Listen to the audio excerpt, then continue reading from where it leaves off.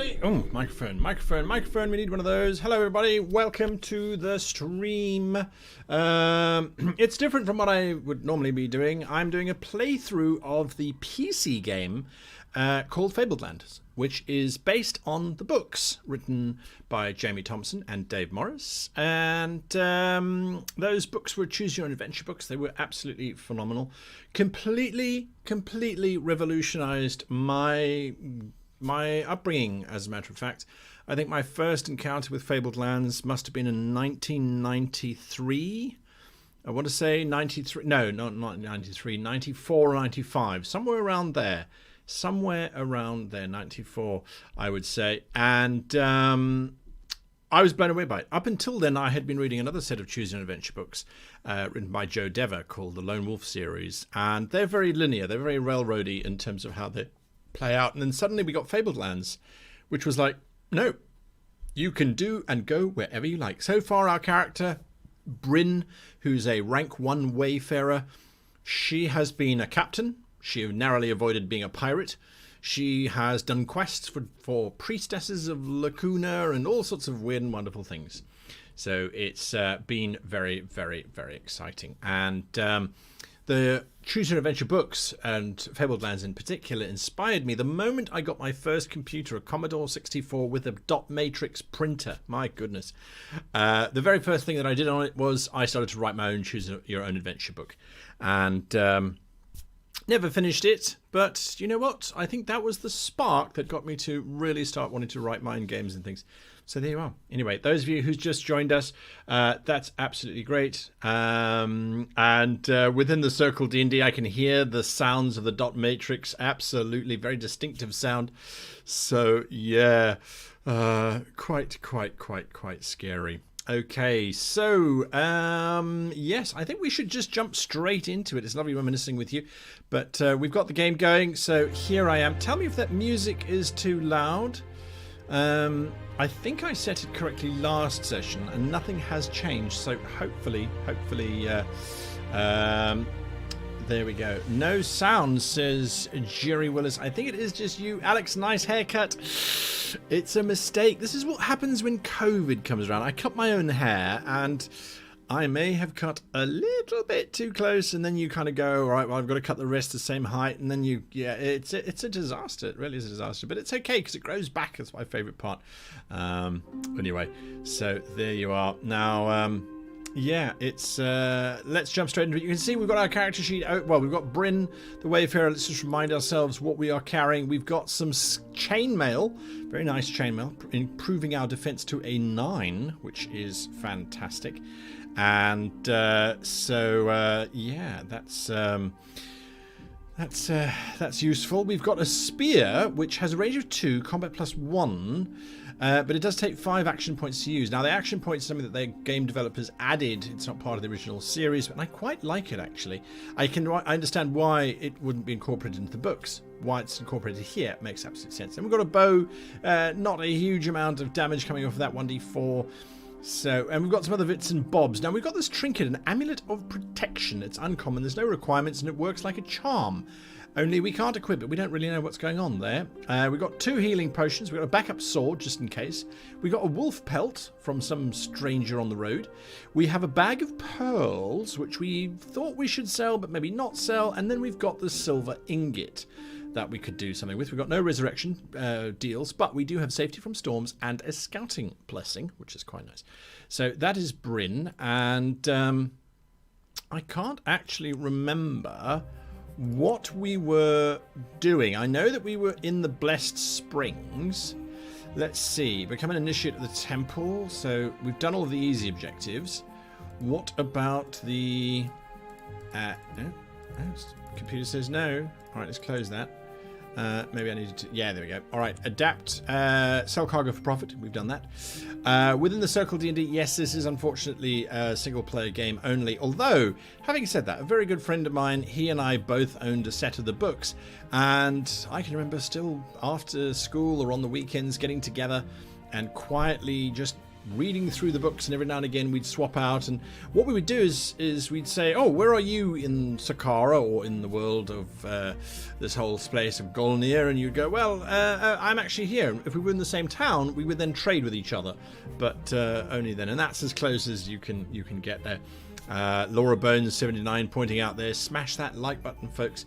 It helps with the algorithm, as they say, and algorithms is what it's all about when you come to YouTube, sadly. Anyway, yeah, all right. So Zachariah Ritter, I look like your father. I'm sorry for your father. He can probably do better. Right, I believe we were going to roam the lands for a while, maybe deal with some scorpion people. Yeah, that's right. That's right. So yes, let's see. So within the game, within the Circle D&D, you could play with your husband in terms of if you had the books, which you can still order on Amazon and various other places. I think we have a link for it in our store on our website. That's greatgamemaster.com. We do have links in our store there, so there is that. And yeah, I had a lot of fun doing that and commenting, because what I loved about the books is that there's no guarantee that you're going to get the same quest every time. Some quests are fixed, but a lot of the quests are emergent based on who you meet on the road, which is entirely based on a die roll. So, yeah. Okay, so we're going to go wandering around. We had mentioned that the Scorpion Blight might be somewhere to go. So we need to leave now. I think we have done everything that we need to, so we can go back. And we don't need to explore anything. We can just leave the store. Okay.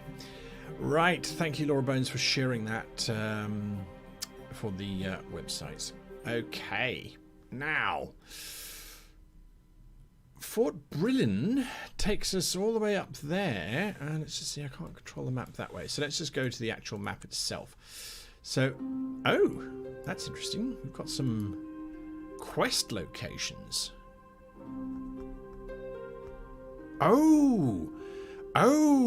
That's right. Zachariah Ritter has just pointed it out. The quest for the Dusted Wizard. That's right. He asked us to go and steal something from the dragon of the Sea Dragon Lake, and we had to go to Karenbaru for something. I can't remember what. Oh, that was the stealing of the armor at Karenbaru. Should we go and try and steal some armor from a dragon? What do you guys think? I think we should. I think we should go and steal some armor. Let me know what you want to do in the comments. Steal the armor, or go to the Lake of the Sea Dragon, or go and fight scorpions. That's what I love about this game, is you can go in all different directions. So let me know in chat. Are we going to steal from the Sea Dragon, steal some armor, or are we going to go fight some scorpions? So the options are theft or scorpions. Yeah, pretty much theft or scorpions. Alex says steal the armor. Do you need armor? Says Bane's speaker. No, we've got armor. We need the armor for a priest.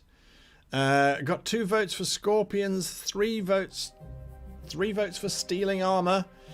Give it a few more moments. Robin Armstrong says scorpions. Steal. All right, well, it looks like we're going to go and steal some armor, and that is at Karenbaru. So off we go to Karenbaru. I'm going to take the shortest route there through the countryside. Looks quite nice, doesn't it?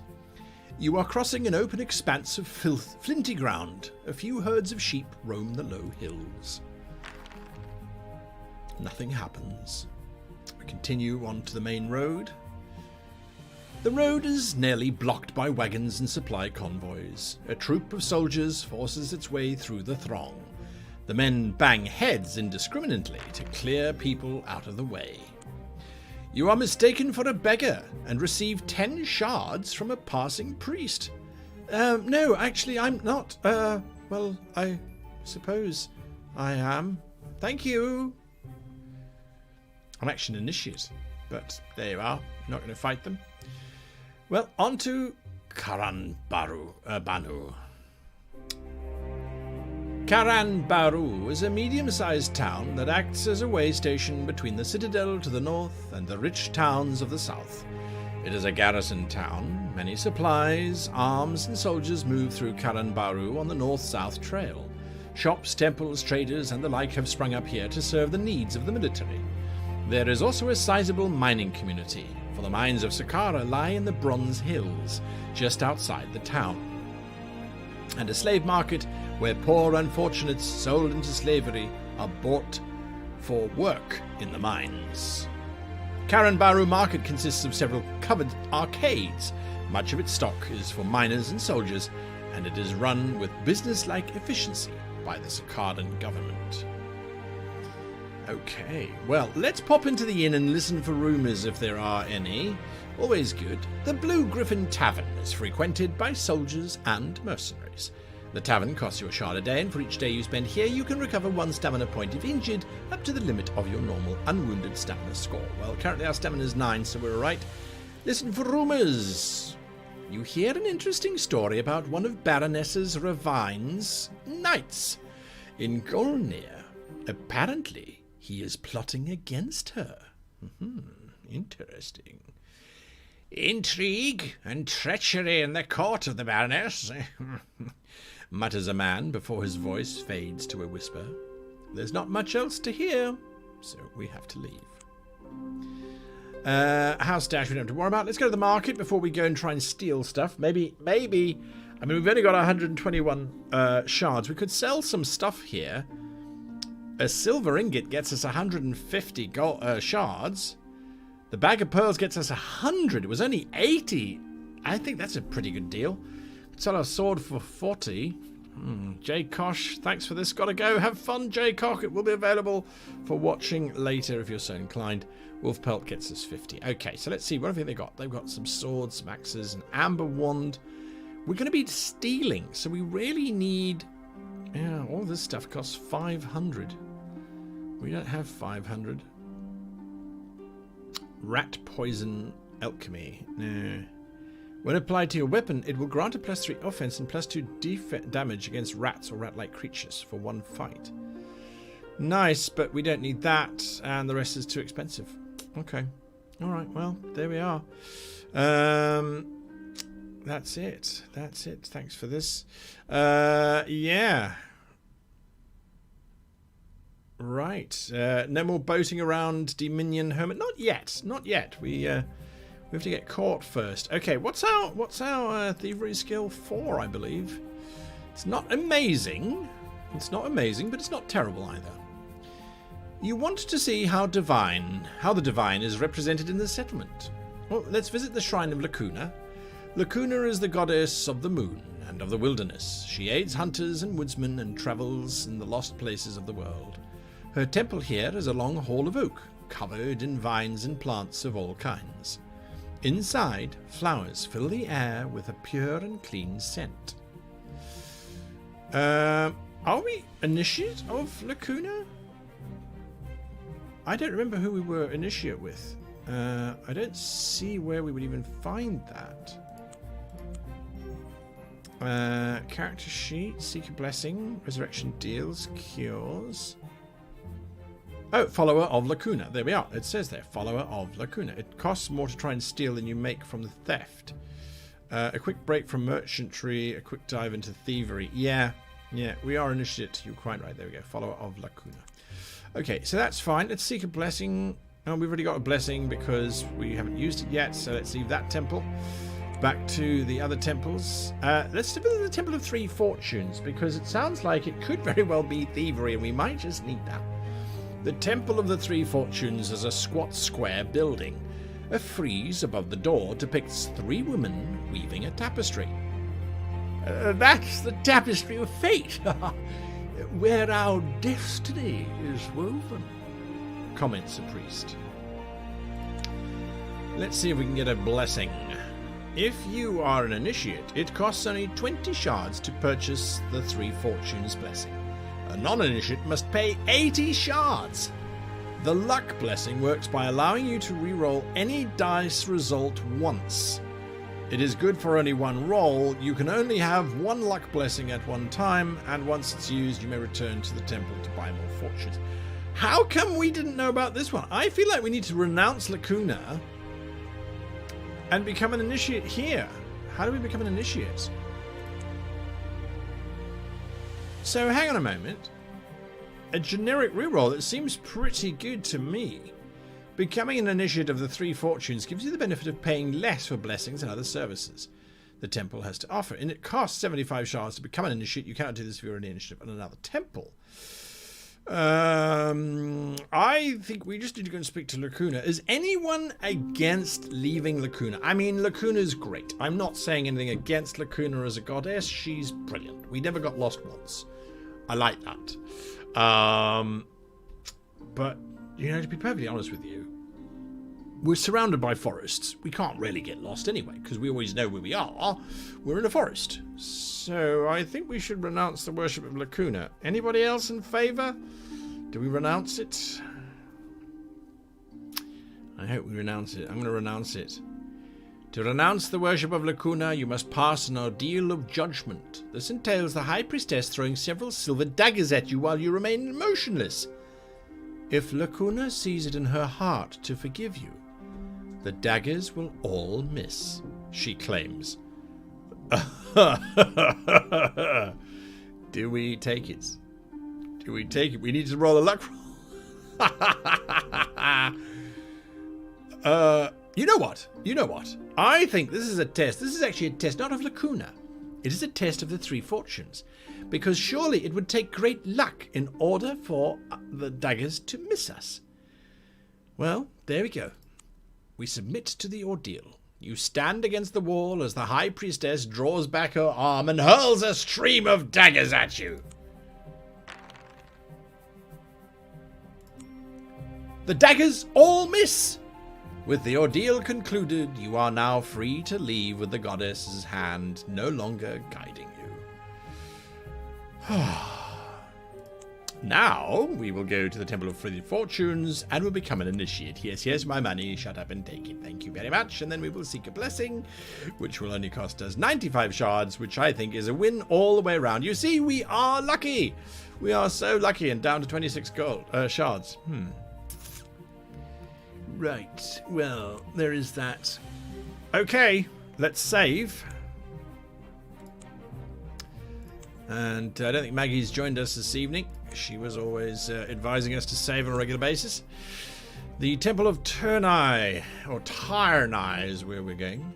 There we are. Let's see. The Temple of Tyrnai, the god of battle, chaos, and strife, is built like a small fortress in one corner of the city near the barracks. Its heavy wooden gates are flanked by iron statues of bull-headed men wielding clubs. The workmanship is uncannily lifelike. Inside, the god is represented by a stone idol of a jaguar-headed warrior. A beautiful suit of gold chainmail adorns the idol. Maggie is here! Maggie Jo, welcome. Well, I wonder if we got what is the blessing? Well, this is a cheap one. The combat blessing works by... Okay, well, I think we should buy this one. Because remember, we got money in a bank somewhere. I don't know where exactly, but we have one. So we've got a whole bunch of blessings now. Hopefully this will let us through. I'm going to save again just in case. I know you couldn't do this in the book, which I did anyway. I used to put a bookmark in. Let's try and steal the chainmail. Stealing from a god would certainly involve some deeper knowledge of the arcane arts. Test your magic! We don't have that one. We've only got a 16% chance of success. Ah! The fortunes smile. The fortunes smile upon us. You recognize the two iron statues of the bull men that guard the temple. They are golems, creatures created by powerful sorcery. They will animate and attempt to kill any intruders that steal into the temple. Golems are almost impossible to defeat in combat, but they have one weakness: a ceramic plug about the size of an apple set into the backs of their heads. If the plug can be pulled out, the enchanted liquid that energizes the golem will pour out and the creature will die. That night, you resolve to try to get on the roof of the temple, hang down from the gables above the entrance, and pull the plugs on the golems before going for the chainmail. We need rope. We don't have any money. Oh dear, oh dear, oh dear. All right. You clamber up to the battlements of the Temple of Turnai with relative ease and maneuver yourself into position, overlooking the golem guards at the gate. Now you have to reach down without being noticed.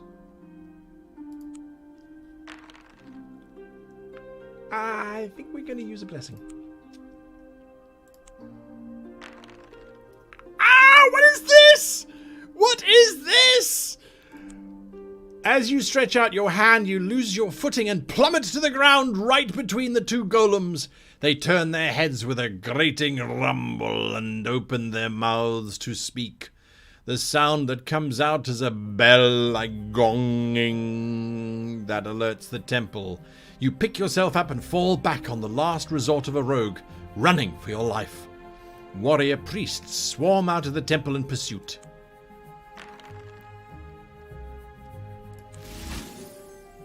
You make it out of the temple with your pursuers close behind.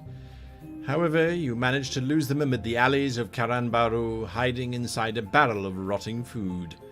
Garbage from the army barracks. You emerge, stinking, but safe. Oh, bother. Oh, bother and blast and bother and blast. That didn't work out so well. I knew stealing wasn't really for us. For me. What's this us nonsense? Well, so much for that, I guess. Can we try again? Well, we can try again, I guess. Maybe we should come back later. Once we've improved our thievery skill, I think. But where could we learn how to steal? I wonder if we perhaps shouldn't head for the scorpions? That doesn't sound much like sneaking. Although we don't have enough. Maybe we should try and get some money from our investment. We may have spent a little bit. I suggest that we journey back to Yellowport, check on our investments, and then make a decision based upon that. What do you think? Let me know what you think. Should we head out, strike out for other territories, or should we return back south with our tails between our legs to go and get some money?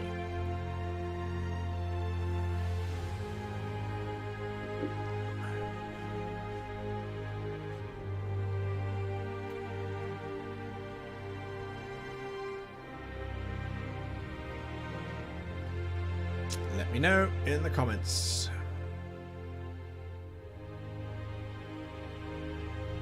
Merchant. Go for the castle. Let's go for the scorpions. Everyone needs money. Onwards. Hi, guy. Nice to see you. A game like this. Have you tried AI Dungeon? I haven't tried AI Dungeon. I think I've heard about it. That's the one that auto-generates. I think I have actually tried it. I don't read out entries, by the way, that we have already... Well, this time we really are a beggar. So thank you very much. Much appreciated. Safe journeys. You join the much-travelled road that connects Trefoil and Karenbaru. The traffic mostly consists of convoys of troops and supplies. Eventually, you come to the Wary Pilgrim Tavern, a way station between the cities. The tavern costs you a shard a day, and each day you spend here you recover a point. Blah, blah, blah, blah, blah, blah, blah, blah, blah. We have already listened to rumours here, so we continue south to Yellowport. Yes, please. I think I've read out the entry for Yellowport. I don't think I need to read it out again.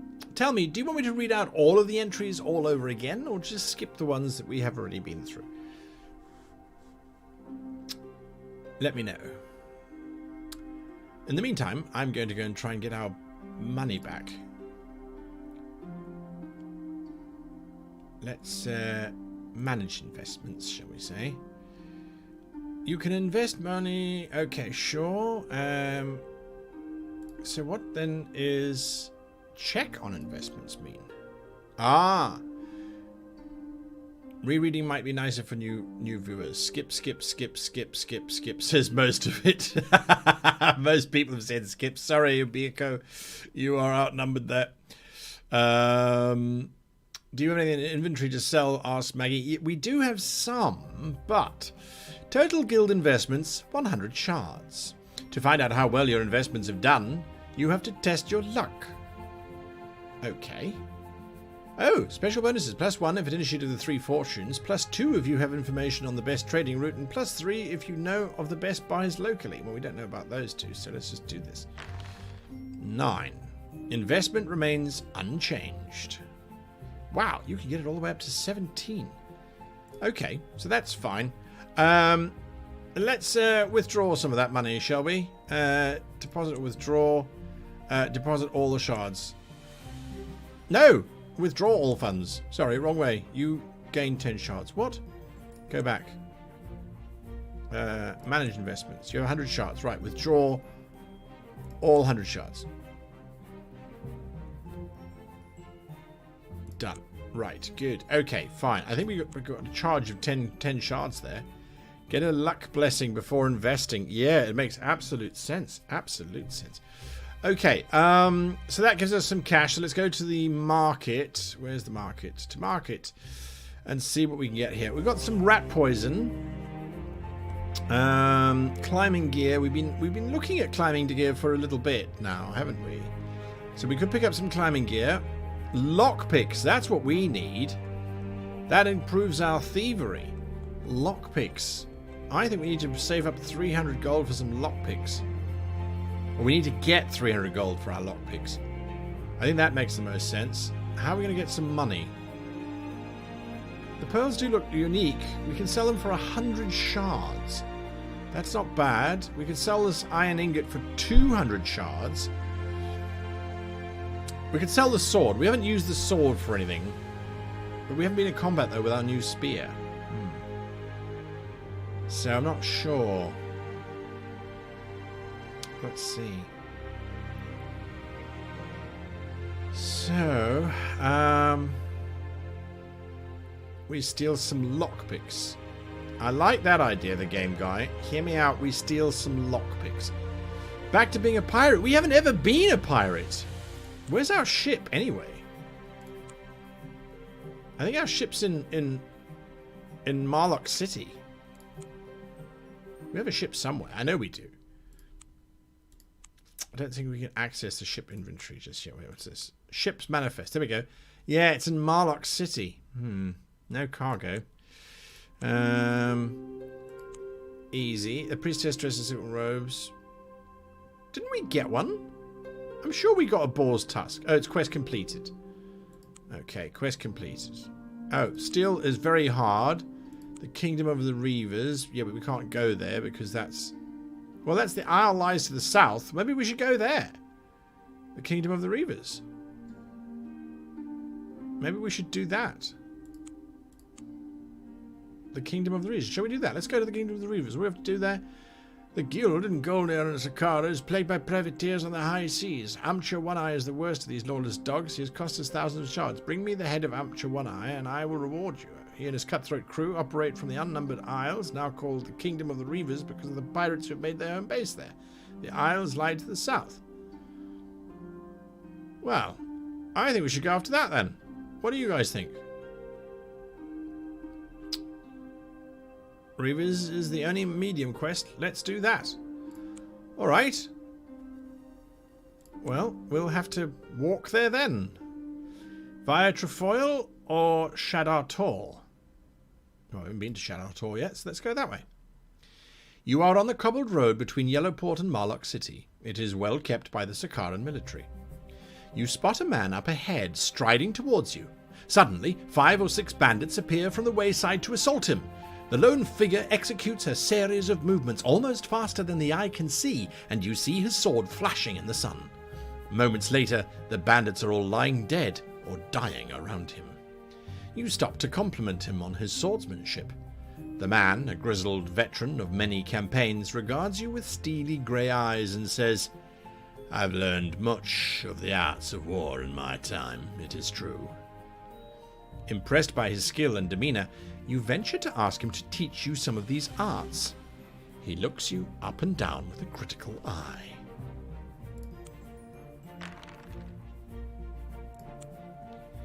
He seems to see something he approves of, because he says, "Perhaps, but first you must prove yourself. There is a knight of great man, of great evil. He's very great. He is known as the Black Dragon Knight. Defeat him in battle, and I'll teach you. Bring me back his black dragon armor shield. I can't read tonight. As proof of your valor." With that, he turns and walks away. The black dragon's shield? Oh my. Alright. Well, there we go. That sounds easy, I guess.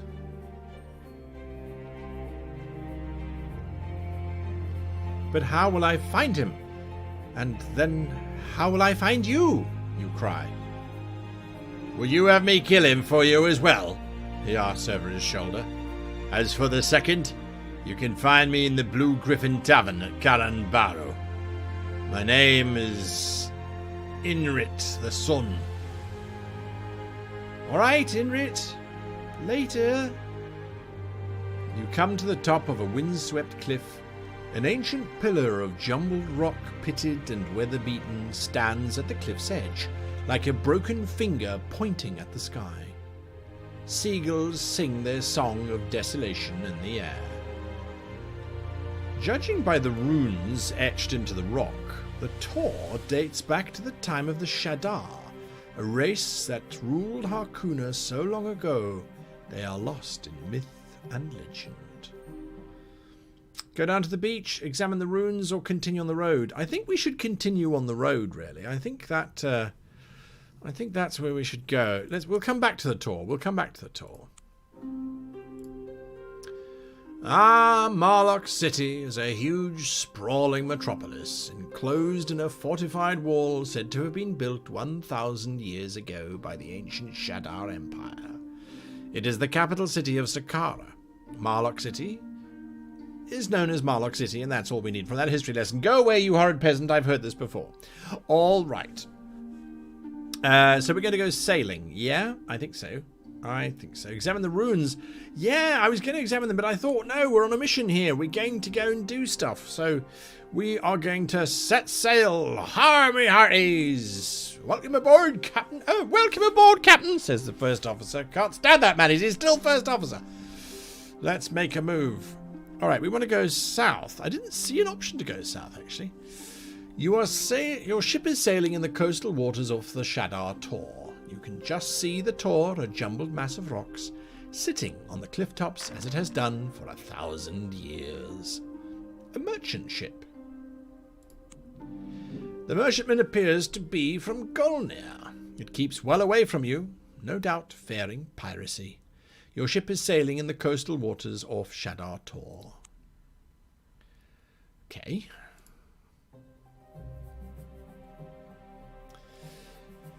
I've read that one before. An uneventful voyage. I don't know if we can actually get south, folks. This might be a fool's errand. A storm. We're going to use the blessing, I think. That makes the most sense. I want to go south, not east. I don't think the quest might be in the book, actually. Ah, here we go. Let's see. We've got a new map now. No, that didn't help. Where are we?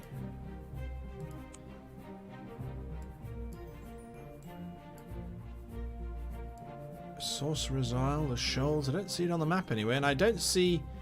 What I don't see is the little question mark saying that we've got a quest to go there. To be honest with you. So, we might be in trouble here.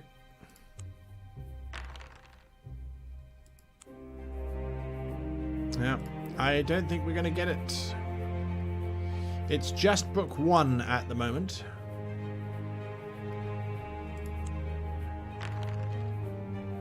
A ship of bizarre design.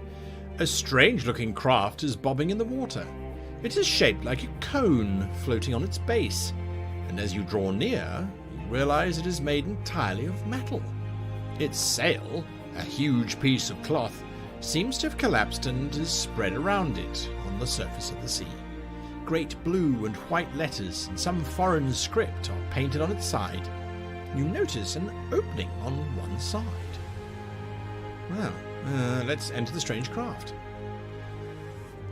You maneuver your ship as close as possible and then take a rowboat over to the craft. Climbing inside, you find yourself in a small cabin which is lit by whining red and green lights set inside the walls. A figure lies sprawled beside an ornate couch. The figure, although man-like, appears to have silver skin and a great big round head with one black glintering eye that seems to fill its whole face. Whatever it appears to be dead. Quickly you search the craft and find a kind of spear that fires steel balls from one end.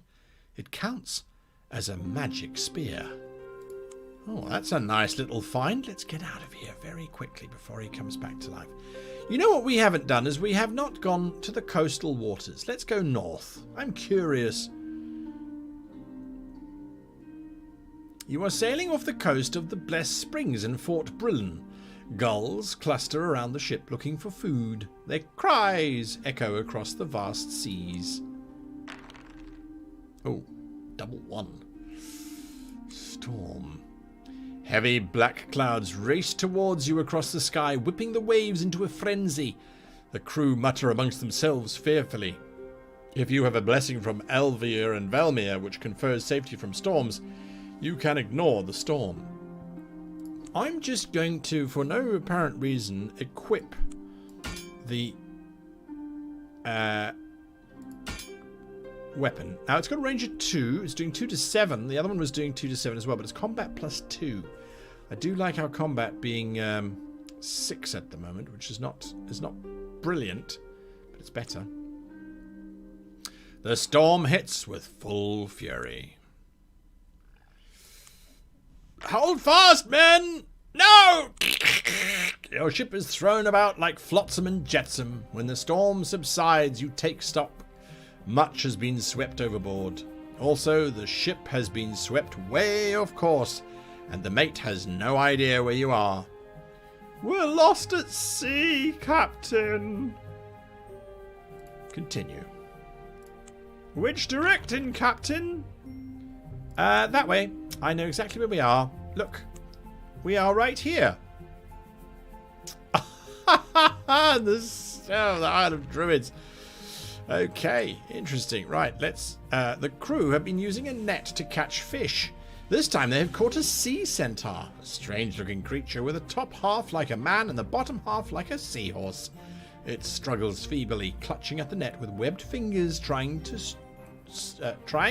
saw it apart with a long serrated dagger made of some seashell. Oh, we'll have to kill it, Captain. They're terrible bad luck to have on board, says the first mate. One of the sailors is already readying his cutlass. Do we spare it, or do we give the order to kill it? Your choice. Do we spare it, or do we kill it?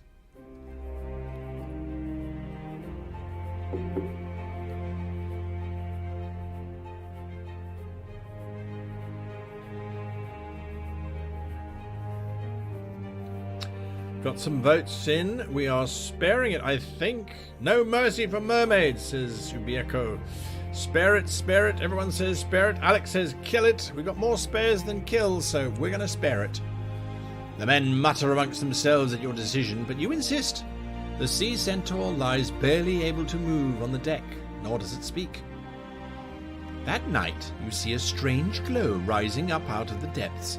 The sailors back away, muttering superstitiously, as several sea centaurs emerge from the waters, their spiny skins glittering with phosphorescent flashes of light. One of the sea centaurs asks in a burbling voice, "Where is our brother whom you caught in your cruel nets this day?" "Why, here he is," you say, indicating the half-conscious sea centaur on deck. "Return him to us, we beg you," one of them warbles. Your men, anxious to rid the creature hand him down to his friends. "We thank you, landwalkers," says the leader.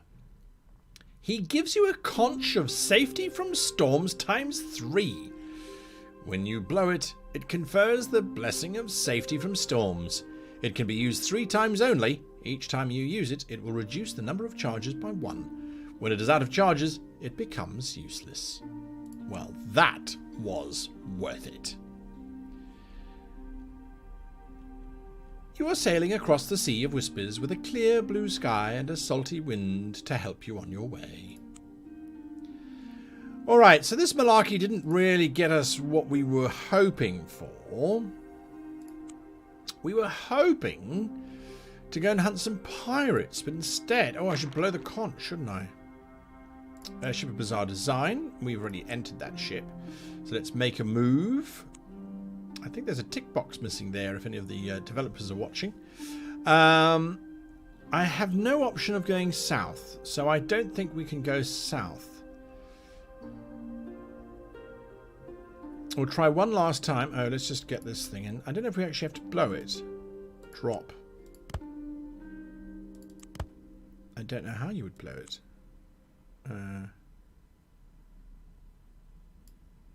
No? I don't know. Roll a die. Here we go. An uneventful voyage.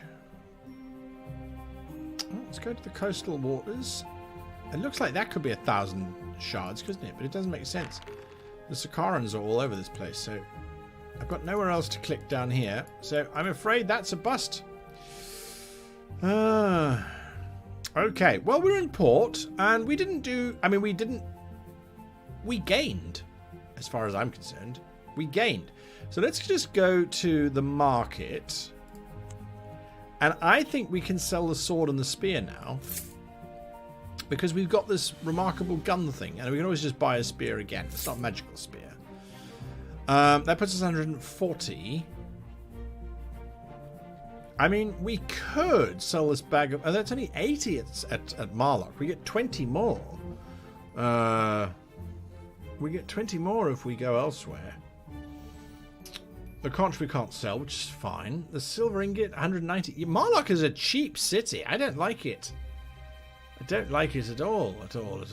All right, let's. We want some climbing gear. No, we wanted this. Lockpicks. Increase our thievery. 300. We're 140. Let's wander around. Let's wander around Marlock City. Maybe we'll find something here. Or have we already done that? Street of Entertainers.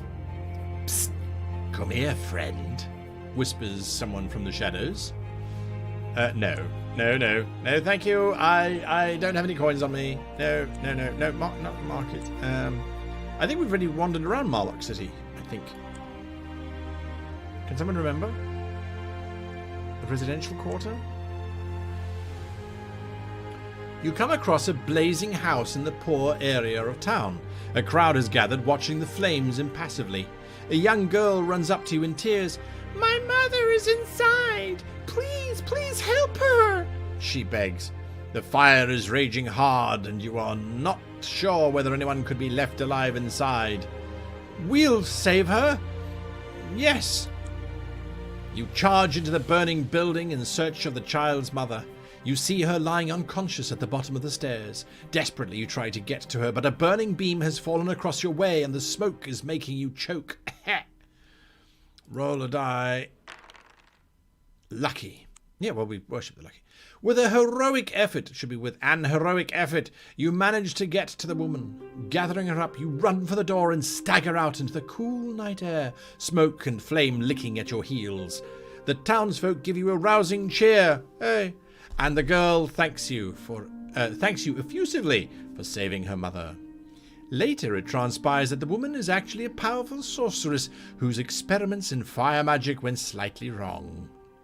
Her name is Elissa the Traveller, and she gives you a gift, a pale moonstone. Elissa tells you that you can use the moonstone by rubbing it, and you will be instantly teleported to the vicinity of the sunstone, which she carries on a necklace. I will be here in Marlock City. Whenever you are desperate at the end of your tether, or just want to get here fast, use the Moonstone and you will appear beside me. I will do everything in my power to aid you, and then my debt to you will be repaid. Well, interesting. Okay. Well, that's pretty cool. So, a lot of people think we've already explored the city, so I agree, but I don't remember coming across that mother. All right, you know what? Let's leave. Let's strike out north. Let's go into the Cursed Moor, because the River Grim sounds fun. You are trekking across the aptly named Cursed Moor. A great rolling expanse of blasted heath stretches before you. Grey clouds hang over a mournful, dirty, water-coloured plain, studded with rocky outcrops and low hills. A raven flutters to the ground nearby, eyeing you curiously. His brothers caw loudly into the echoing sky. Dusk falls, and in the dim twilight a herd of horses comes streaking out of the night straight at you. As they near, it seems to you that their hooves are not touching the ground, but from their manes trail wispy clouds of sparks, like tiny stars. Get out of their way, or mount one of them. I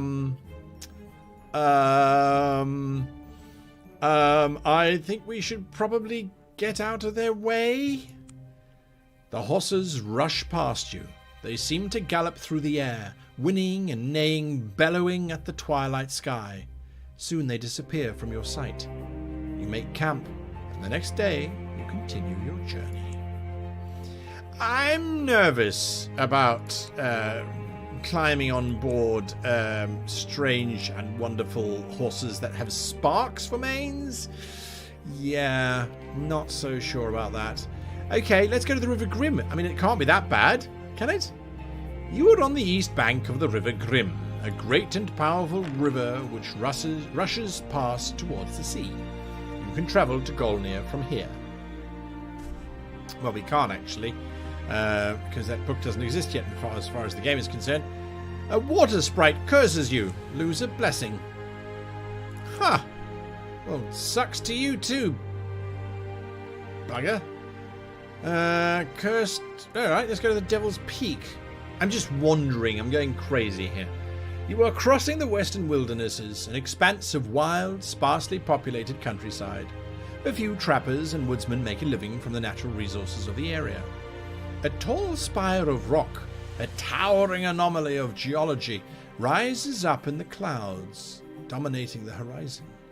A local hunter tells you it is known as Devil's Peak, and that the summit is infested with demons. We don't have any climbing gear. I'm taking a prudent course of action and not going there. I'm going into the Forest of Laroon instead. The Forest of Laroon is a mighty swathe of densely packed trees, a slice of primordial nature in the middle of busy, industrious Saqqara.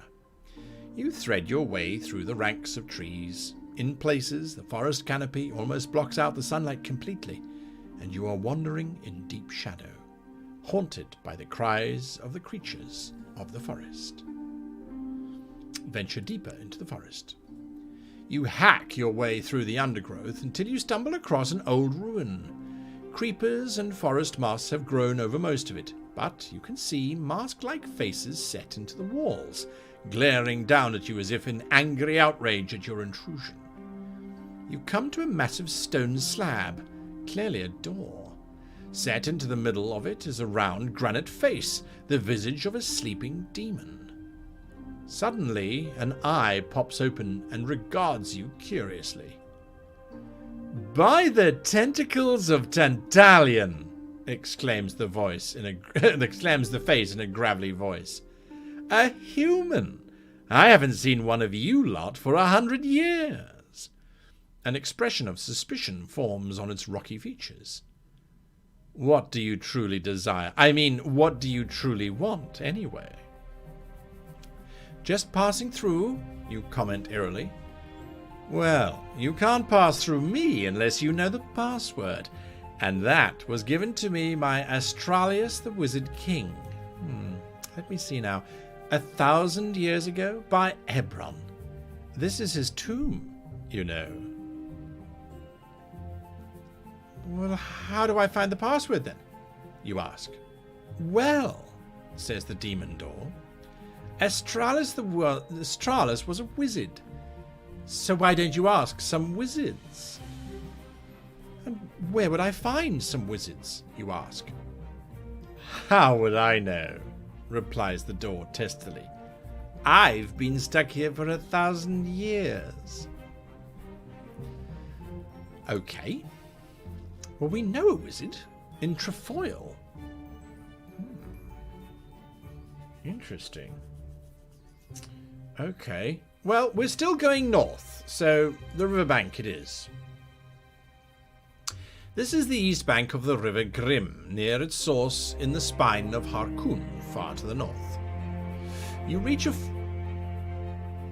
ford where you can travel to the west bank for 1 shard. You could try swimming across instead, but the current is strong. Well, we haven't yet got the expansion, because the developers are still only getting the first book ready, so we're going to continue east of the river. Up to... let's go to this castle. You are wandering across the wilderness of northwestern Saqqara. There is a magnificent castle nearby, with many different pennants flying from its towers. As you draw nearer, you see that the pennants all represent different coloured dragons. The red dragon, black dragon, green dragon, and so on. Outside the gates, a jousting list has been set up, and a few warriors are trying their hand against some knights who have dragon symbols on their shields.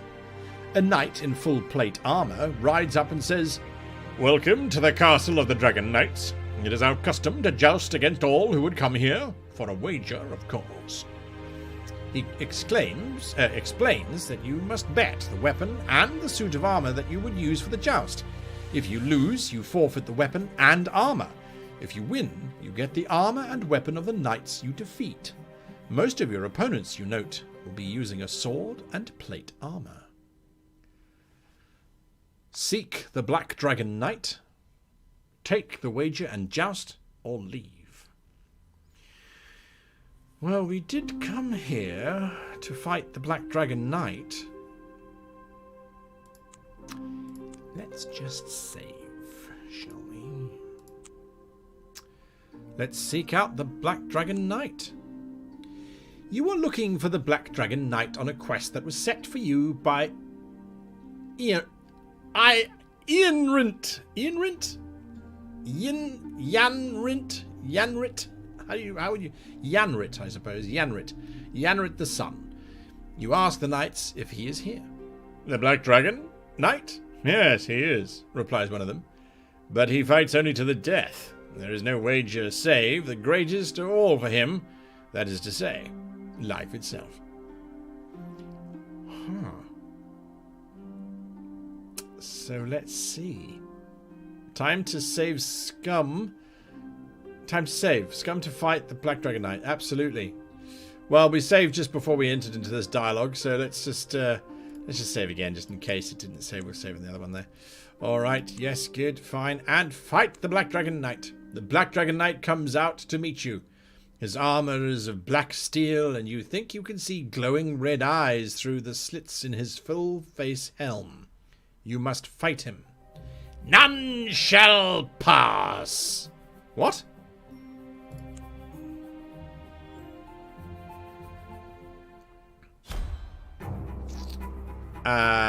Bear? Right now, we want a big old bear. Right there.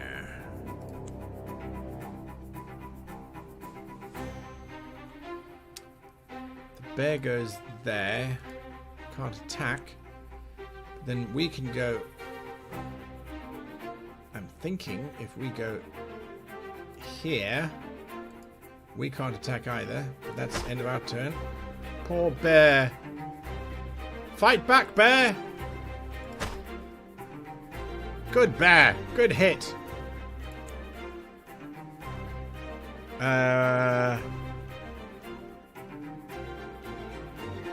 I make the bow my primary weapon?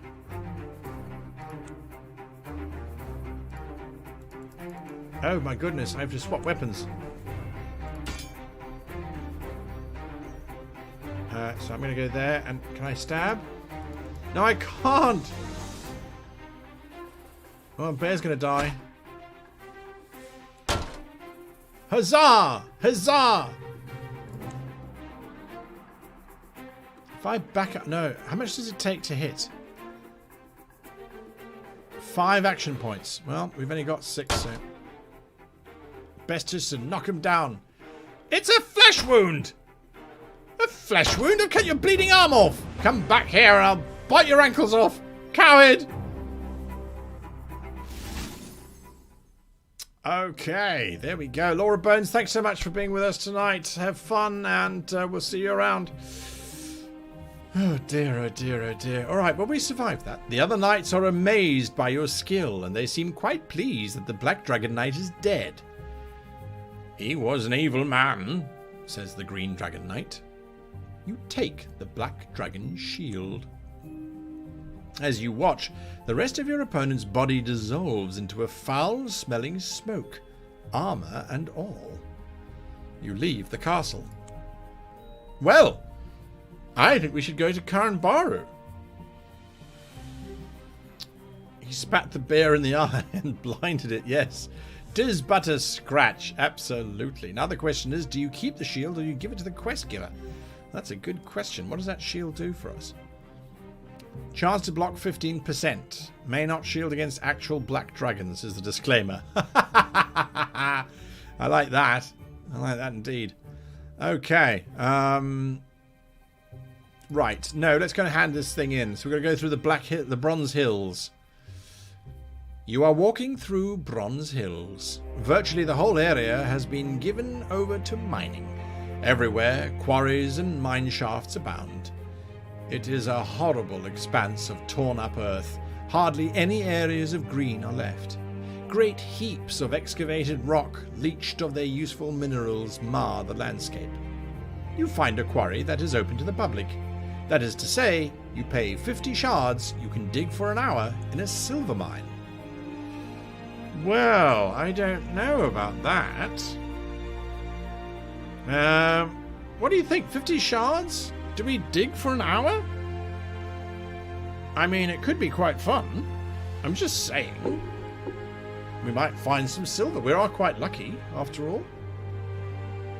I mean, you know, I'm just saying. We could go mining.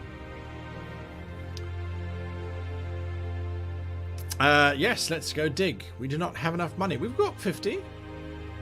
Well, a steel bar goes for 100 to silver. It might be even more. Yeah, absolutely, absolutely. Dig, dig, dig, dig. Hi-ho, hi-ho. It's off to mining we go. You lose 50 shards. You are led to a rock face in the mine. You start digging. No luck. And your hour is up. Oh, bother. Well, at least we know the dice are random. Into Karenbaru, and to the Tavern of the Blue Griffin. Is Yanrit the Sun here? You ask the innkeeper about Yanrit the Sun. He looks at you oddly, clearly unsettled by your question. Well, the thing is, some say he's the son of a mortal woman and the god Tierney. But he has not been seen here for some time. Suddenly he stops and stares in amazement at the corner of the tavern. You turn to look, and there, hunched over a stoop of ale, is Yanrit the Sun. He greets you. Give him the Black Dragon Shield. You hand him the Black Dragon Shield. You are indeed worthy, he says. And will you teach me your fighting arts, you ask? You've already learned all I can teach you, he says. And you realize that what he says is true. Your defeat of the Black Dragon Knight has taught you much. You gain a rank. Your maximum stamina points are permanently increased by 4. You gain 8 stamina. Interesting. As a result of your gain in rank, your defense is increased by 1. You look up, but Yanrit the sun has gone. Did we just meet a god? I find that hard to believe. Have we got anything to sell? No, still nothing. Plate mail, 800. I wonder if we shouldn't buy some leather armour.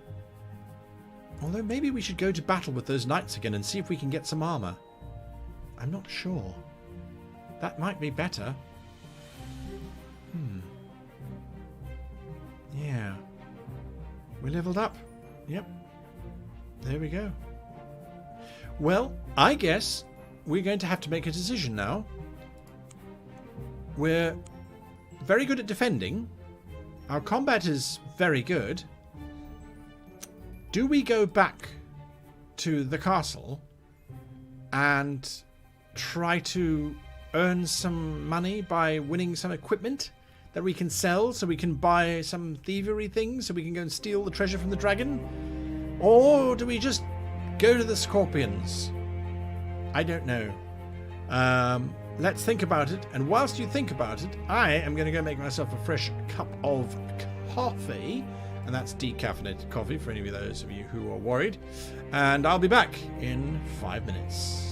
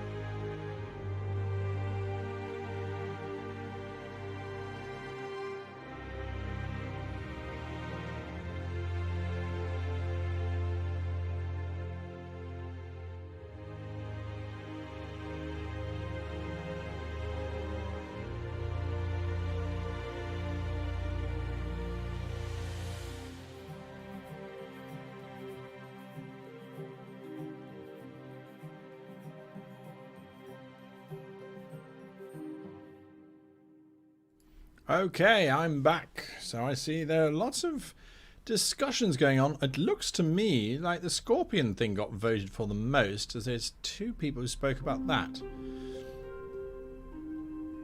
So there was some discussion about selling off the silver token as well. So yeah, let's see. You know what? I'm going to roll a dice. We got 3 options from what I can see. One is we sell items to raise the money. 2, we go back to the castle to defeat knights. 3, we go after scorpion men. So I'm rolling a d6 here. 2. What was that? We sell off stuff to raise some money. All right. So where was that? That was in Yellowport, I believe. So off we go to Yellowport. We've read Yellowport before.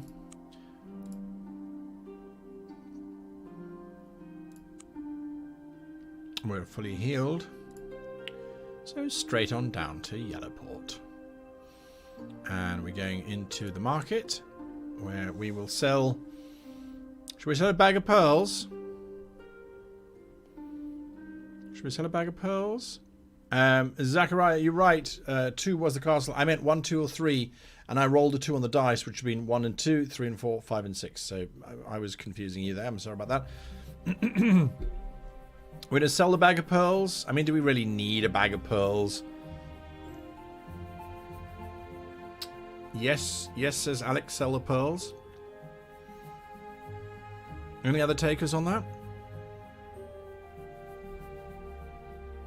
No? Let's see.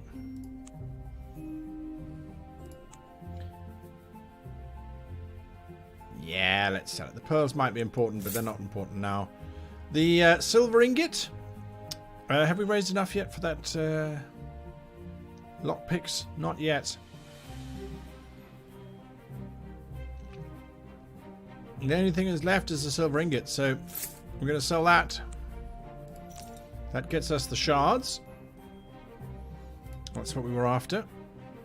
And let's just equip those. Yeah. I think we should also try and get another blessing. Are there 3 fortunes here? Damn, they're not here.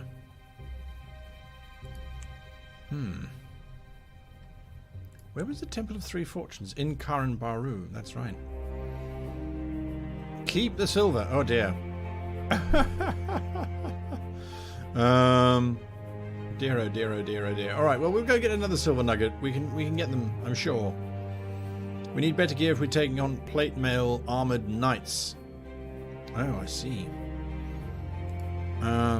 Could we even buy better gear in... I don't think so. Chainmail was the highest that we could go.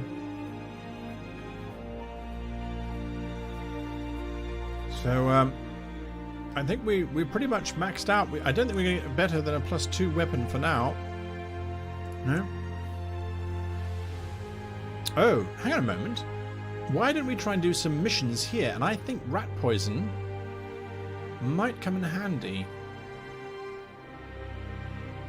But maybe not. Let's do it. Let's go and hunt rats. I'm sure there's some rats around. House Stash, Trade Guild. Visit the Guild Master. Here we are. Guildmaster Vernon of Yellowport is surprisingly eager to see you. He is a hugely fat and bejeweled merchant, and he tells you that a group of ratmen have made a base in the sewers beneath the city. They come out at night to raid the warehouses and homes of the merchants of Yellowport. We need an adventurer like yourself to destroy their king, explains the Guildmaster. Without him, the ratmen wouldn't be able to organize a feast and a larder. We will pay you 450 shards if you succeed. Yes, we will. We will go and hunt down the rats for 450 shards. Vernon tells you that the sewers can be entered via an old disused well in the Poor Quarter. Whenever you are ready to enter the sewers, they will be accessible when you explore the city. Sewers strike me as being dimly lit. Could we buy a torch? We could buy a lantern. I can't see in the dark. I don't think anyone else can. Have we once again been flummoxed by our own... Have I been flummoxed? Now that I think about it. Kill the rat... Can the Rat King be killed with a thrown slipper? Well, I'm not sure. Is Tchaikovsky around?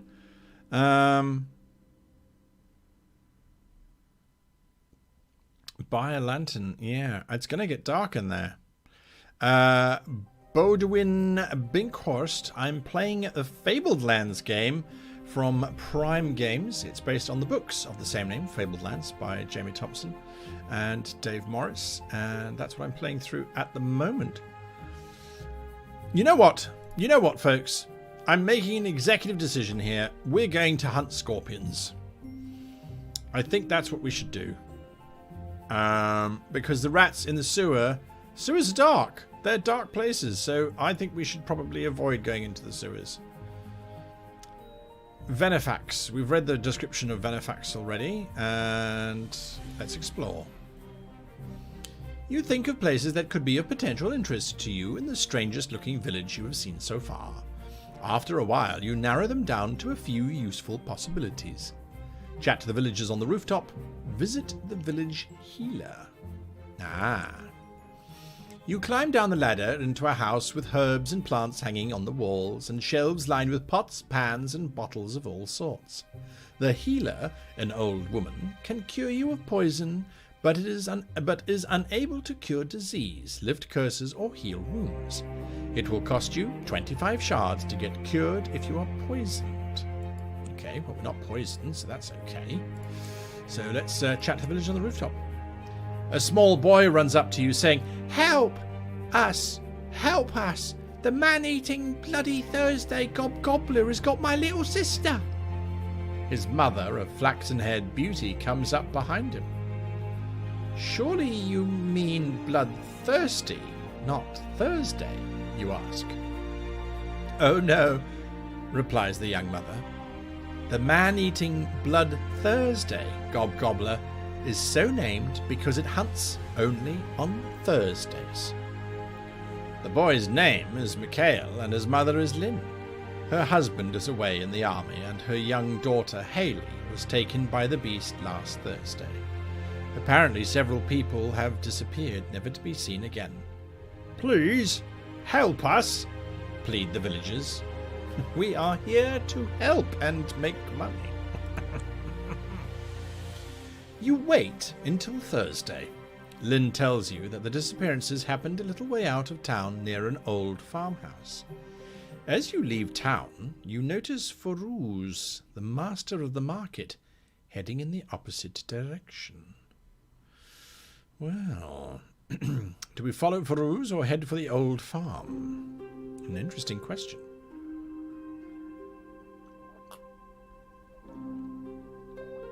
Surely Furuz knows it is Thursday and runs the risk of being captured by this gobbler on Thursdays. So why would he be leaving the market, which is not closed? Or is it closed on Thursdays? No, it's closed on Mondays. So why would he be leaving? Yes, I suspect there might be something to him. After a while, Furuz circles around, heading across country. You trail Furuz to the old farmhouse. He goes inside and you creep to see what he is doing. 3 rough-looking thugs are helping Furuz to get into what is obviously a monster suit. It's a bit like a giant hairy toad made of the hide of some animal stretched over a wooden framework. So much for the dreaded gobbler. You wait by the door. As the thugs emerge, you club one to the ground, but you will have to fight the other 2. Fight! Ba ba ba ba ba ba ba ba.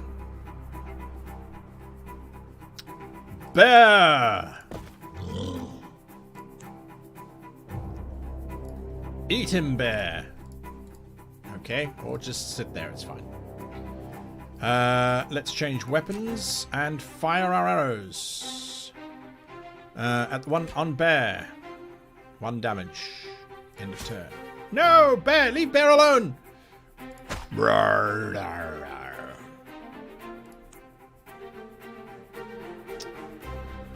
Fire! Ah! End turn. Get him, bear! No! You killed my bear, you bastard! Die, die, die! We can't swap. Oh, we have swap weapons. Good, because he's going to come up to us and doop. Victory!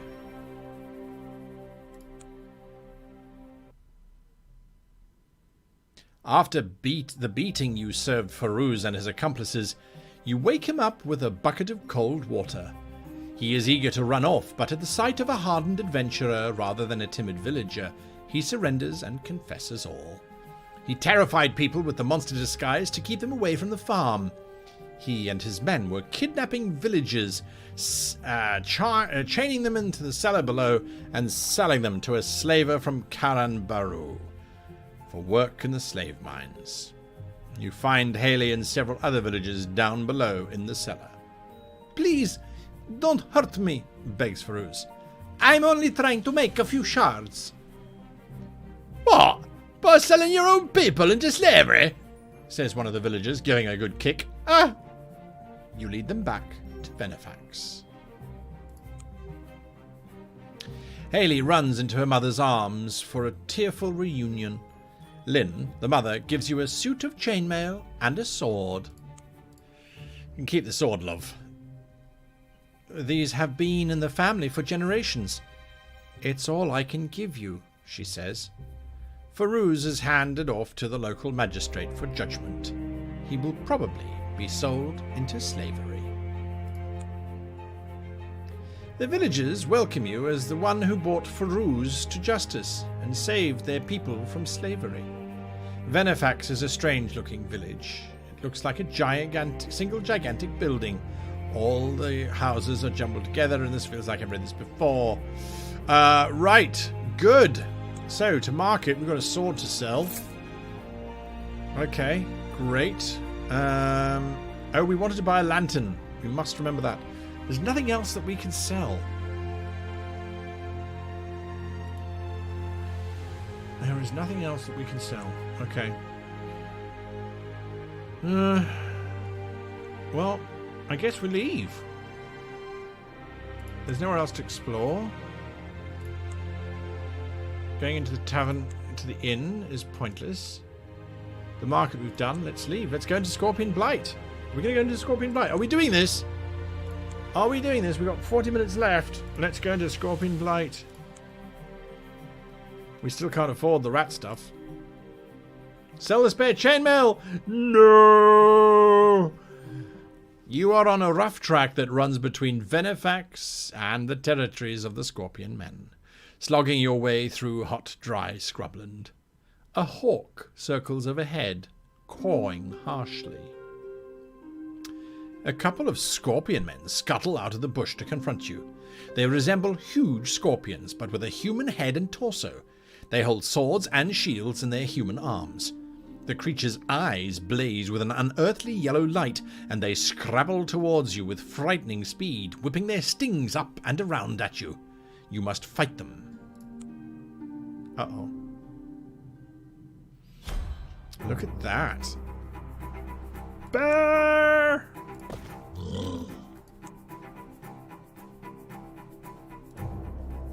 Poor bear. He doesn't have very much stamina points to do anything. Oh dear. Let's swap weapons and fire! Nice shot. Kill him, bear. Rawr, rawr, rawr. No! You killed bear! 1, 2, 3. So if we go back 1, there we go. Yes! No! Stab at thee.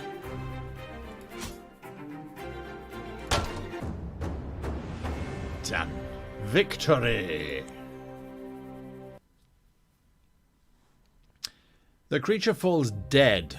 you can squeeze a little of its venom from its sting. You wander on until you come to a ridge. Down below, in a shallow valley, is a great mound of earth. Many burrows have been dug through it, and scorpion men are crawling in and out. This is the mound of the scorpion men, their home. You realize that it would simply be too dangerous to venture down there. You head back towards Venefax. Well, now we can go back to Yellowport.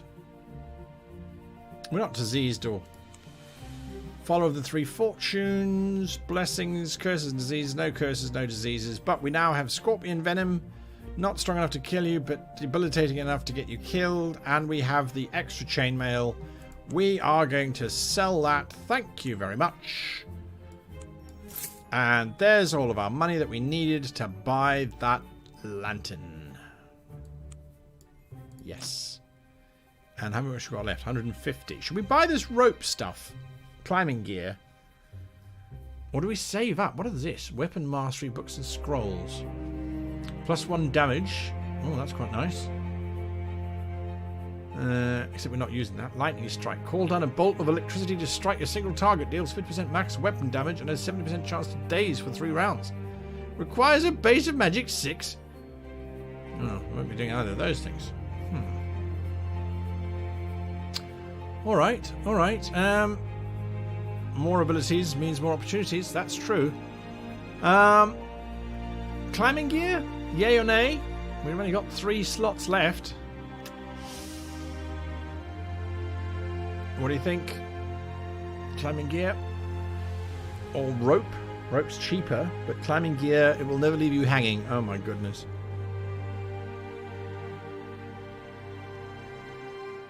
I'm not sure. 100 gold, 100 shards.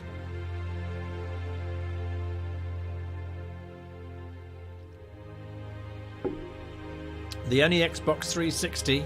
This is an alpha version of the game that's just come out. Everyone's saying yay. That's it. We're taking it. Yes, we are. All right. We're leaving. We're leaving. We're going into the sewers. We're saving. That's what we're doing first. Into the city. Go down to the city sewers. You climb down an old disused well in the poor quarter of Yellowport. It is dank, dark, and smelly down below. Ugh. If you do not have a light source, such as a lantern, you will have to return to the city.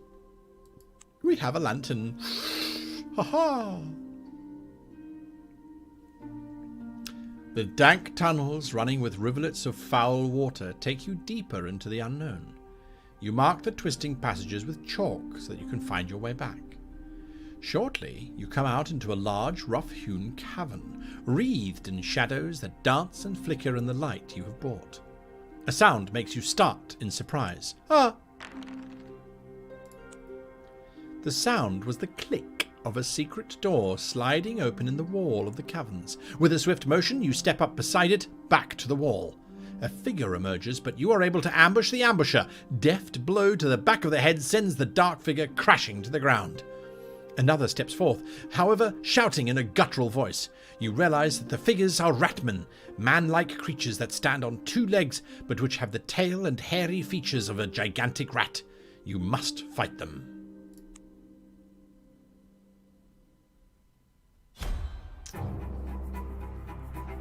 I'm not afraid of you. We should have possibly healed before we came down here. So, bear. Eat the rat, bear! I wonder if I shouldn't drink a healing potion. Restores 5 stamina. We only need 4 back. I'm drinking a potion. And then I'm going to move back here.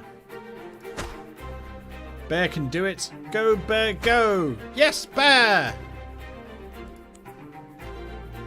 I really should change my weapon.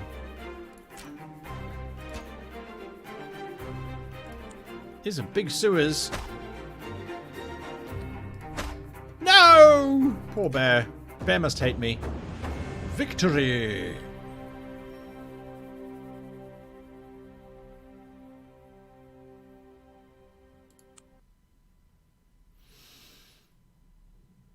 The ratmen lie defeated at your feet. You find 15 shards on the bodies, and a note which says, Party kitchens tonight.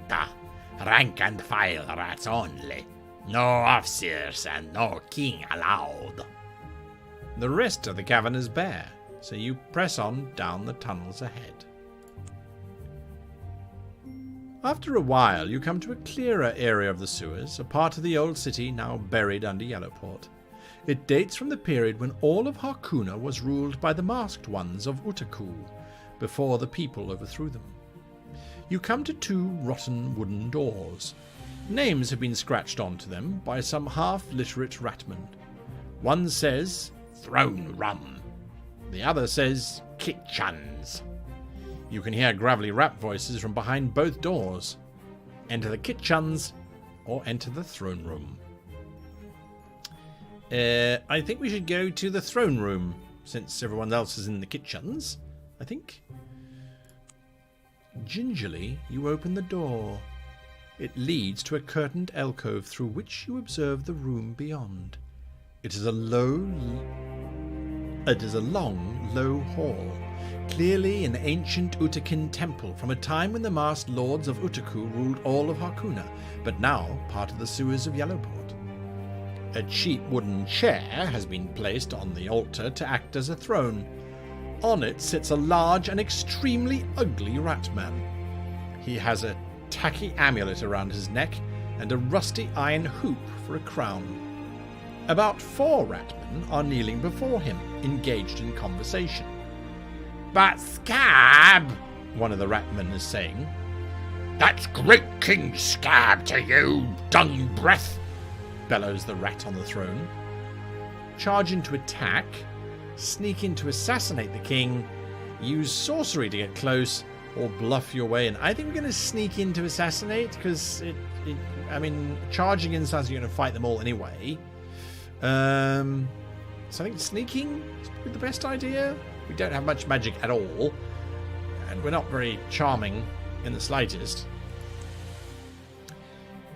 You will have to sneak in around the hall to get behind the king. There are plenty of shadows to hide in, but it will not be easy. You inch your way slowly around the edge of the old temple.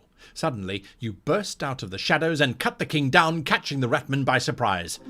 At the sight of you standing over their dead king, the 4 remaining ratmen flee in terror. Without their king, they have no spirit for a fight. King Scab's rusty iron crown shattered when he fell, so you take the copper amulet from around his neck. You also find a chest in the corner of the room, but it is clearly booby-trapped. Try to open it with magic. Not going to happen. Try to open it with your thief skills. Definitely. Leave the chest and return to the surface.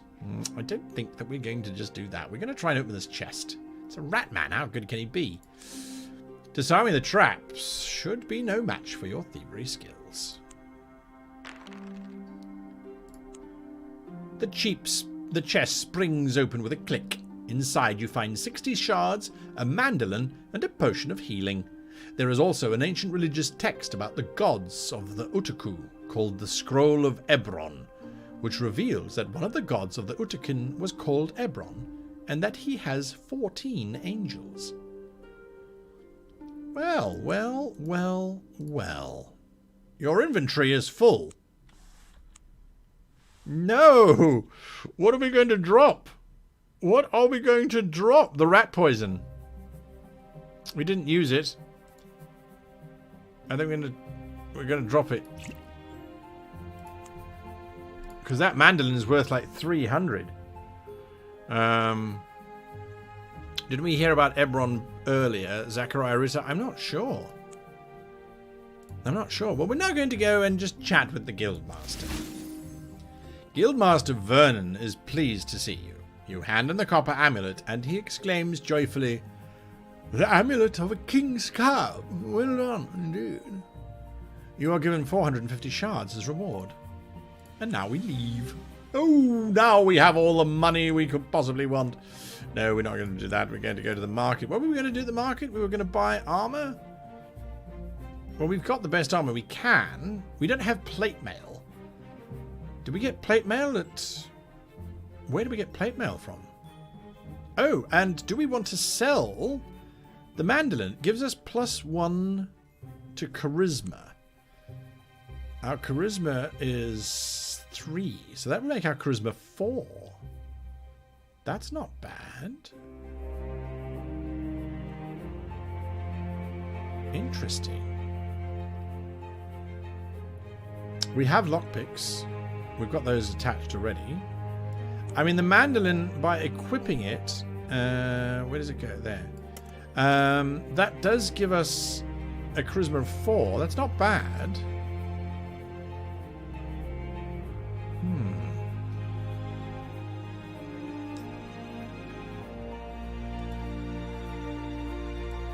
We don't want to use that just yet. The scorpion venom we're not sure about.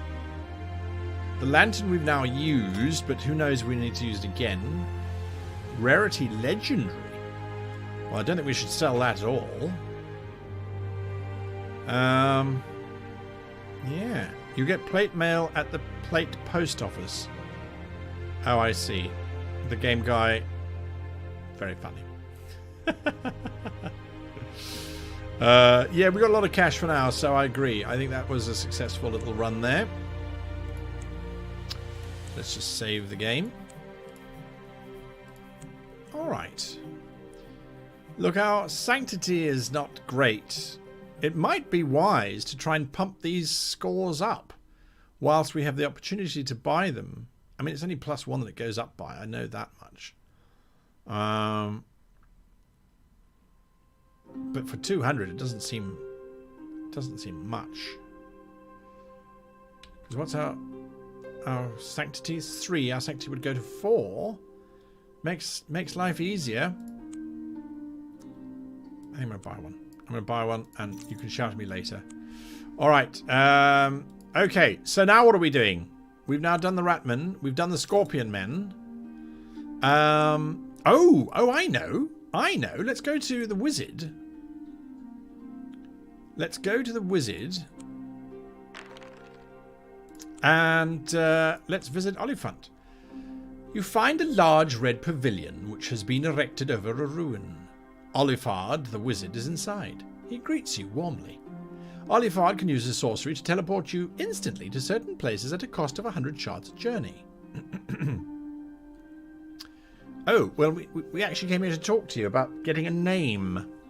But apparently that's not what you're going to give us. We don't need to go to the Isle of Druids. We certainly don't need to go to Karenbaru. So, no, we'll just leave you. You strange little man.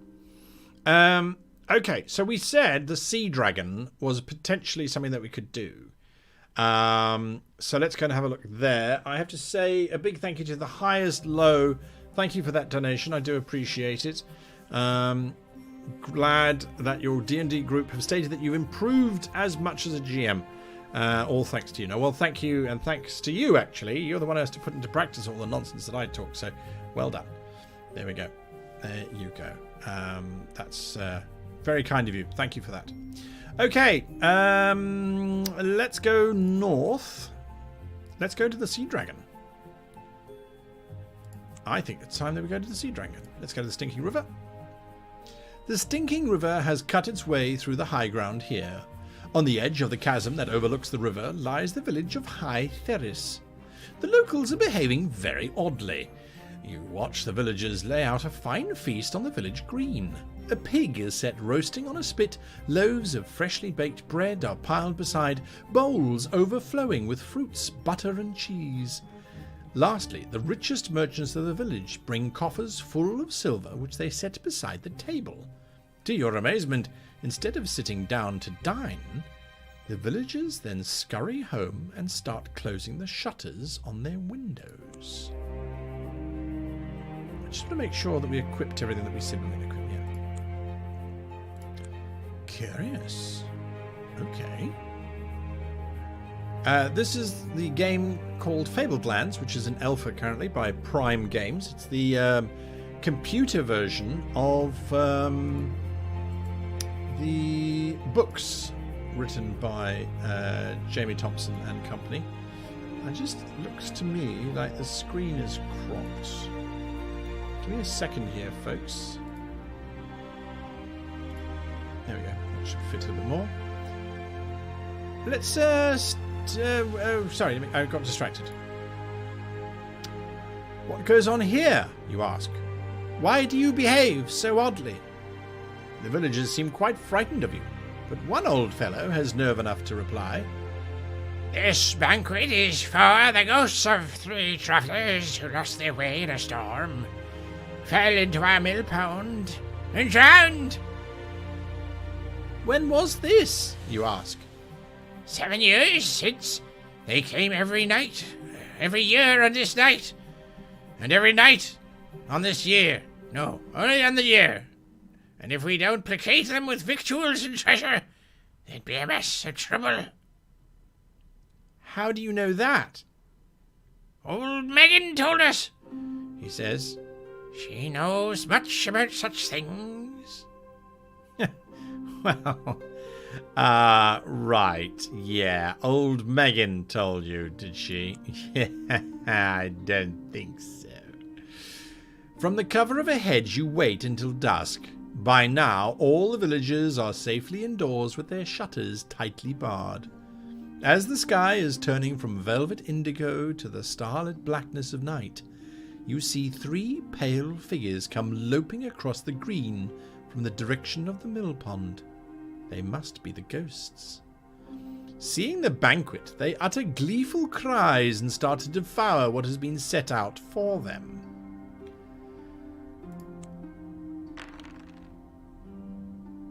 A successful magic check.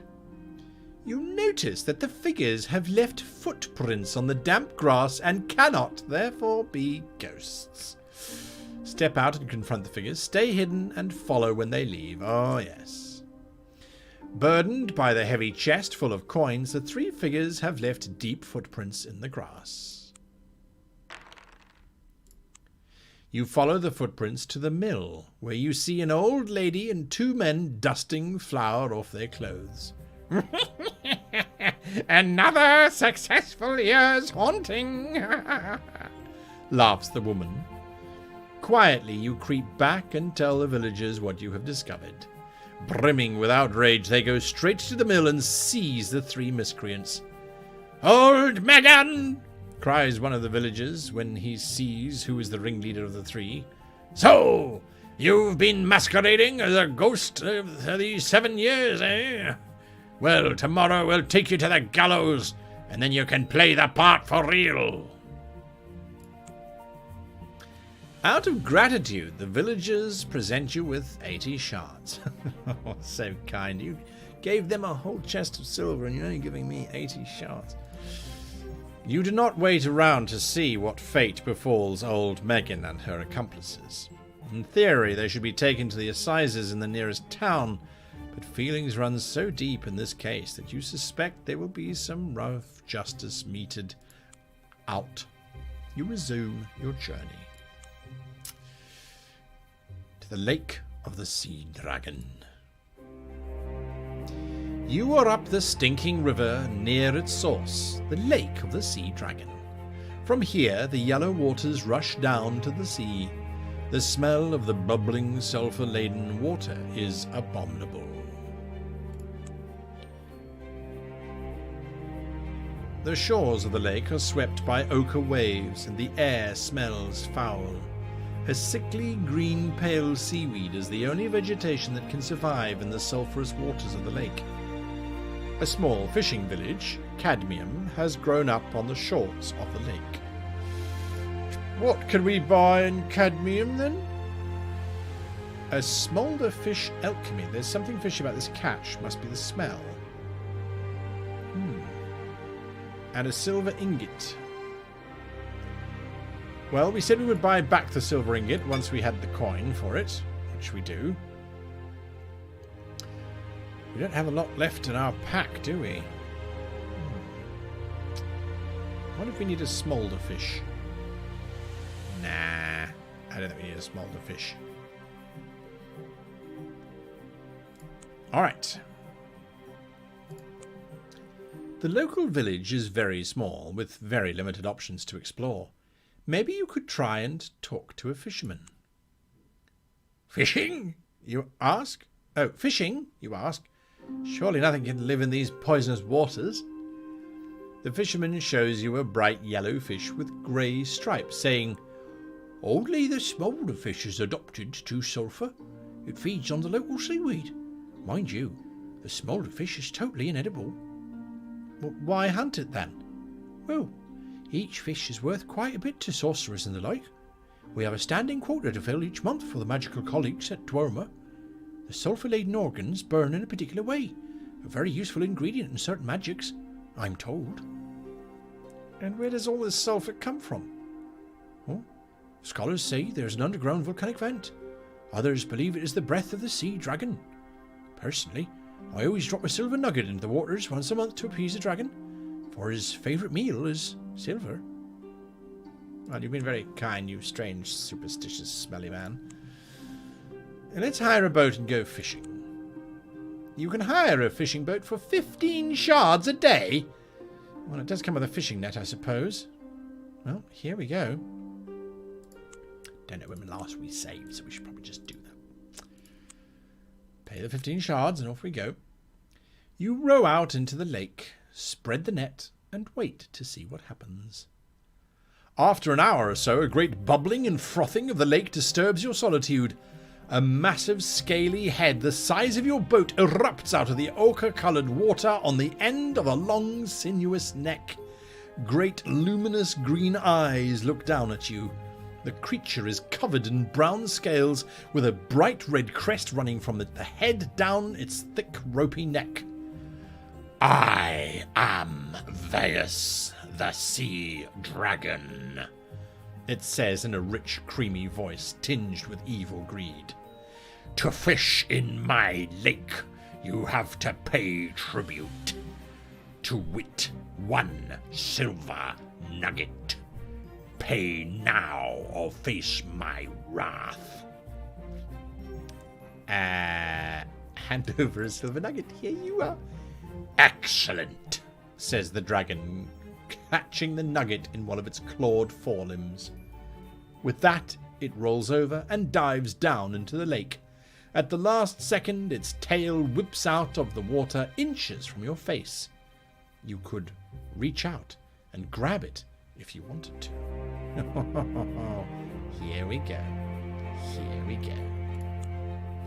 The sea dragon dives deep to the bottom of the lake. You are pulled along at a terrific rate through the murky waters. You think your lungs are about to burst when at last the creature surges upwards, breaking the surface. You find yourself in a cave inside a rocky island, somewhere on the surface of the lake. A hole in the roof lets in a shaft of bright sunlight that reflects off the water, casting dappled yellow light all over the walls. Part of the cave is dry ground, heaped with the dragon's treasure hoard, sparkling coins, swords, armour, and the like. You notice a rocky ledge, lined with a number of bottles, full of yellow dust. The dragon pulls itself on top of its hoard. You have a few seconds to try and hide. Success. You remain quiet as a mouse behind a pile of coins. After a long wait, the sea dragon slithers into the water and swims out on some errand. You have some time to loot the hoard. You scrabble about for the chest that Olifard the Wizardly wanted you to find for him. You find a rune-covered box which is positively glowing with magic. You grab some coins in a hurry. You also find 100 shards. You can choose to loot up to 3 treasures from the following. Oh my goodness! An enchanted sword of +3, plate armor +5, an ebony wand magic +2, a mandolin magic charisma +2, a silver holy symbol sanctity +2, thieves picks +2. After you've taken the 3rd treasure, you hear the sea dragon returning. Okay, well, we are dropping stuff. I suggest we drop the healing potions.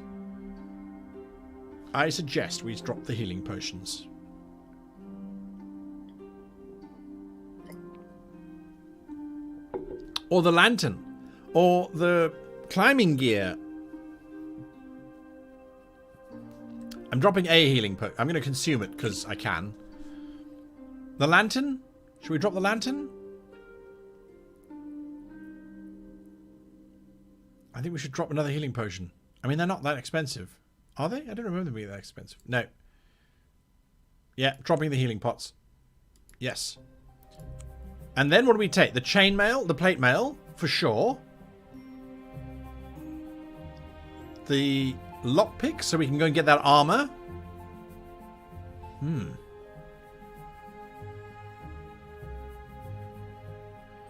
The equipped items are worth quite a lot rather than what we have in our inventory. So we're definitely going to take the plate armor. We're definitely going to take the lockpicks, yeah?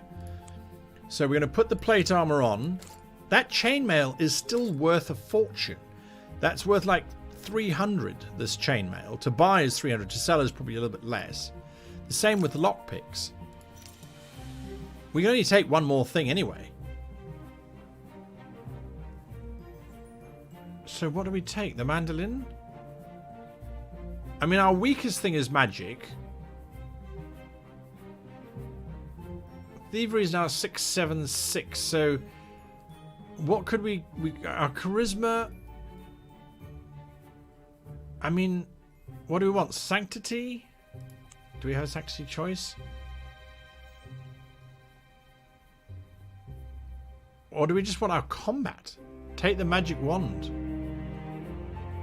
Alright, that's what everyone's saying. It almost gives us a full batch there. Well, with that, it's 464476. That's not bad. That's not bad. Alright. Quickly, you climb through the hole in the roof onto an island in the middle of the lake. From there, you manage to get a lift on a passing boat and make it safely to Cadmium Village. During the journey, you examine the magic chest, but it is guarded by a great sorcery, and it is impossible to open. We can't sell any of these things, I'm not surprised. So, let's leave. That was a great haul. We want to go south to sell some of the stuff, but maybe we can sell it to Karenbaru. Maybe we'll get better money there, because there's lots of soldiers and stuff. Let's go and have a look.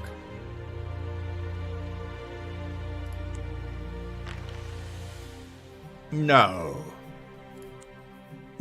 Well, if you must give me more shards, I'll take it. I'm not going to fight you.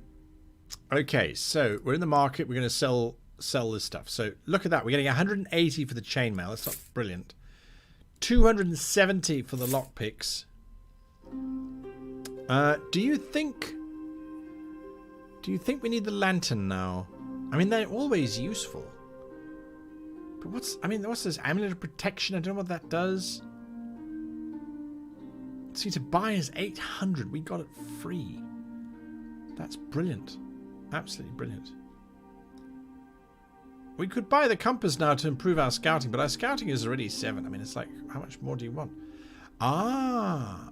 Contains fighting techniques against multiple opponents. When there are at least 3 enemies with 2 range, your damage is increased by 2. When there are at least 3 enemies. Well, we haven't fought 3 enemies yet. Let's see if we can steal. Let's just save.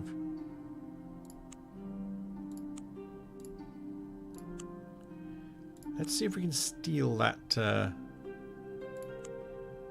chainmail. You have attempted to steal the chainmail before. This time security has been doubled with warrior priests of Turnai in abundance. Inside the temple there are 2 more of the bull-headed iron golem guards, and you realize there is no way you can succeed. You head back to the city center. Oh, alright. Well then, let's go south to Yellowport, to Trefoil. Nothing happens. We're not injured. We don't have to stay. So to Trefoil it is. To Olifard the Wizard. We find a sword. Well, I'm going to take it. We've got room in the inventory, and that's 60 gold. The city of Trefoil is a terrifying place. Visit Olifard the Wizard. Haha!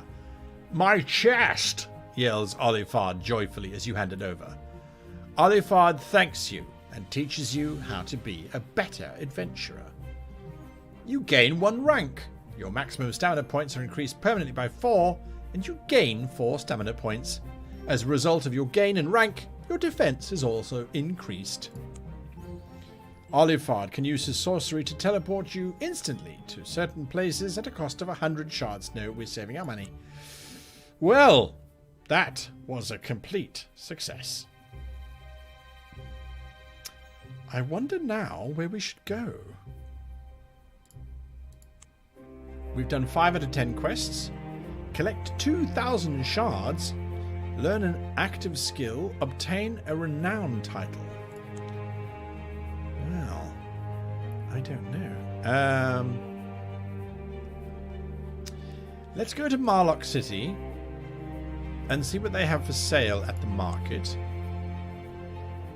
There's our potions of healing, so I'm going to buy one because I think it's always good to have. Archery. Contains secret archery techniques that when studied will grant you a bonus based on your weapon type.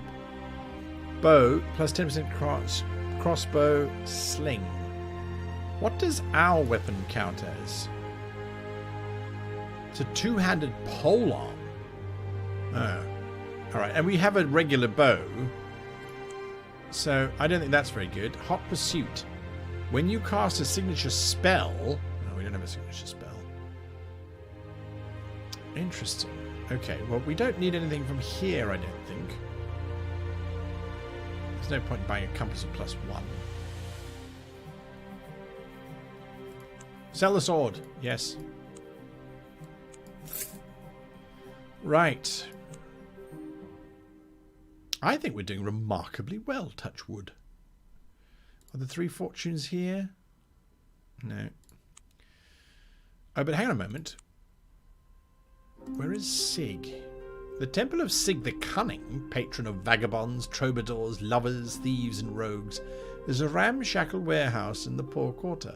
Inside, however, there is so much wealth it makes you gasp. The idol of Sig, a saturnine, two-faced young human of indeterminate sex, is covered in gems. As you can see, we have been made rich by generous donations, says a black-robed priest. Well, let's leave the temple. The world is our oyster at this moment in time. There are suggestions that we go and climb the Devil's Peak, which is not a bad idea. I've never been to the top of it personally. And our scouting is pretty good. 7. I mean, we've got defense of 13 now. We could go to those knights and just clean up, as far as I'm concerned. I think that's what we could do. The scorpion venom, I wonder if we should take it and sell it at Venefax, maybe. I wonder. Oh, go back to Shadow Tor and read the ruins. Oh, that's not a bad idea either. We've got the climbing gear for the Tor. Oh, that takes us straight back to Marlock City, so there's no point in using that just yet. We've only got 4 minutes left, folks, before the stream ends. So I'm wondering if it isn't a good time now to save and call it an evening. You know what? Let's save. And let's buy a house. A palace, no. House stash. Let's buy a house. It's 200 shards, I know. But now that we have a house, we can go there and we can put some stuff in there. So I would say let's put this Amulet of Protection. Don't know what it does. The Ebron's Scroll and the Scorpion Sting Venom in it. And the Moonstone of Teleportation doesn't make much sense leaving it here, I guess. But I just feel like dragging it around is just taking up space in our inventory. And also, I would say the conscience of safety, let's only get that when we get the ship, which is also docked here, so that makes sense to leave that behind. And then in the stash, let's put some cash. Let's put 300 in. You know, so we've always got something to fall back on in case we need it. And then I say, let's go to the tour. Wolf Pelt again. I don't know. Don't we? I'm just wondering. I know you need it in the northern steppes, but let's... I'm trying not to met again. All right, let's leave. Let's save, so we don't have to go through that whole process again. And on to the Shadar Tor.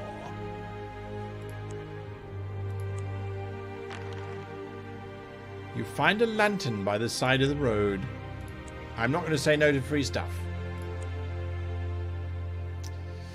You come to the top of a windswept cliff, ancient... Blah, blah, blah, blah, blah. Do we go down to the beach, or do we go to the ruins? Examine the ruins.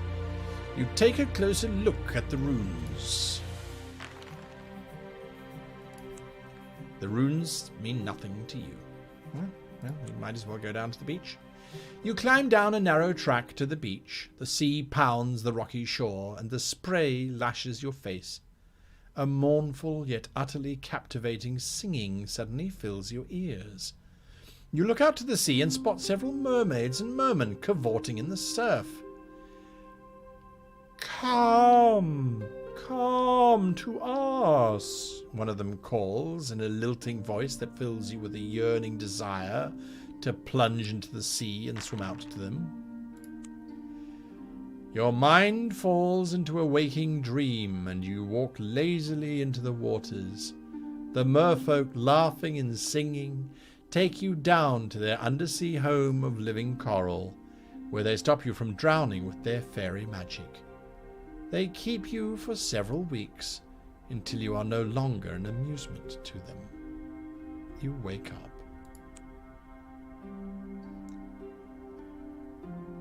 You wake up as if from a long sleep, with only a shadowy memory of your ordeal, to find yourself washed up in the harbour of Yellowport. You have lost all your possessions you were carrying, but still have your money. No! Oh no! Oh, it's all gone! Oh, all our beautiful little shiny trinkets were common again. Oh no, all the plate mail and everything. Oh no, that's a blow. Damn the mermaids, damn our curiosity for the Shadar Tor. Oh dear. Anyway, folks, I have been playing the new Fabled Lands game as released by Prime Games, and they are in alpha testing at the moment. You can sign up for a wish list on Steam if you want to get this game for yourself and read through it. And it is a huge amount of fun. A lot of people saying, aren't you glad you saved? Aren't you glad you saved? And in the old days, there was no such thing as saving. You just lost it all. So... yeah, we'll probably load up the last save and see whether we go to that Shadar Tor or not. I'm tempted to say that we do, and if we lose the equipment, we lose the equipment. Nonetheless, I'm not sure whether there will be a stream next week Friday. I've got some personal things happening this week, and not sure what's going to happen with that. So watch Facebook, watch Twitter, watch the Discord, watch YouTube, the community post. We do a post if there's going to be a show or not. And if you haven't yet heard about it, I am running a Kickstarter at the moment. We are very close to unlocking our final stretch goal. I will share it in chat now with you. There it is there. It is a bounty hunter game where you get to play a bounty hunter set of rules that I custom wrote for someone very near and dear to me. And as you can see, we're very close to our final pledge goal. That's comments. We don't want comments. If you want to play Bounty Hunters, you want to play a role-playing game, this is a role-playing light version, and it's in colour now. We did it in black and white for the Zine Quest that Kickstarter was running. I haven't chalked up. I didn't upload the imagery. Well, I know what I'm going to be doing. We have already crossed off the custom adventure that I will be making specifically for this game. We're on our last stretch for the campaign setting booklet, and hopefully this will be unlocked. And then for the small fee of getting in on this project, you get the rulebook, a custom adventure, and the setting book. So this is definitely something that if you like playing Bounty Hunters, or if you just like playing in space, these are my rules on a space combat, and we'd love your support. Anyway, your support has been absolutely amazing in terms of joining me on this stream, and I cannot thank you enough. Until we meet again, all I can say is thanks for watching and happy gaming.